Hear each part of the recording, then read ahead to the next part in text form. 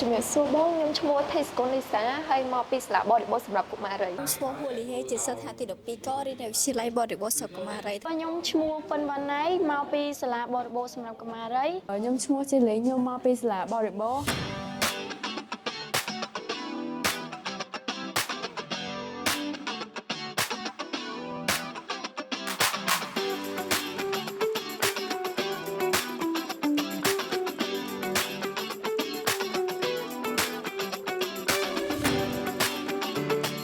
ព្រោះមករៀននៅសាកលវិទ្យាល័យបញ្ញាសាស្ត្រយើងមានអង់គ្លេសជាយានហើយអញ្ចឹងដោយសារវិស័យអង់គ្លេសជាយានហើយអញ្ចឹងសិស្សភាគច្រើនគឺមានឱកាសដើម្បីបានអាហារូបករណ៍ទៅរៀននៅបរទេស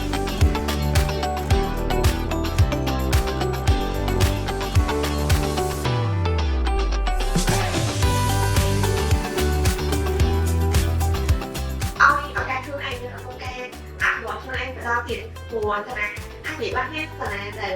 ឲ្យអត់តែគេហៅឧបករណ៍ដែល volunteer ឬក៏ community service ផ្សេងៗស្គាល់បញ្ហានេះគឺបញ្ហាឲ្យរៀនច្រើនទាំងក្នុងសាលានិងក្រៅសាលាអញ្ចឹងឥឡូវនេះគួរតែជាពេលដែលកិត្តគូពីការជ្រើសរើសសាលាដែលត្រឹមត្រូវហើយមករៀនបញ្ហាទាំងអស់គ្នា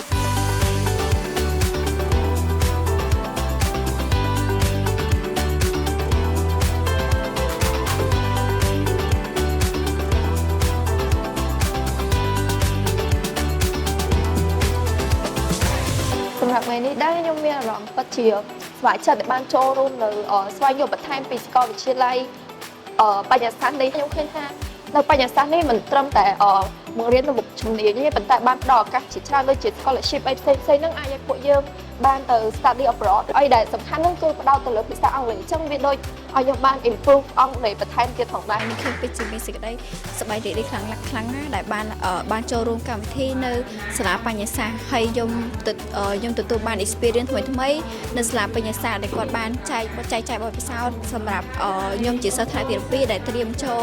សាកលវិទ្យាល័យផងដែរខ្ញុំទទួលបានបទពិសោធន៍ថ្មីៗនិងចំណេះដឹងទូទៅដែលខ្ញុំអាចដឹងពីព័ត៌មានថាពេលដែលខ្ញុំរៀនចប់ទៅខ្ញុំអាចនឹងមានគម្រោងការអីដែលរៀនបន្តនិងមានមុខវិជ្ជាអីនឹងអាចរៀនបន្តទៀតអញ្ចឹងខ្ញុំសប្បាយចិត្តមែនទែនដែលបានមកស្ដាប់ព័ត៌មាននៅសាលាបញ្ញាសាស្ត្រហ្នឹងខ្ញុំមានអារម្មណ៍ថាយល់ដឹងពីខាងផ្នែកដែលខ្ញុំត្រូវរៀននៅពេលអនាគតច្រើនហើយយល់បានកាន់តែច្បាស់ថាយើងគួរតែជ្រើសយកជំនាញអីដែលល្អសម្រាប់ខ្លួនឯង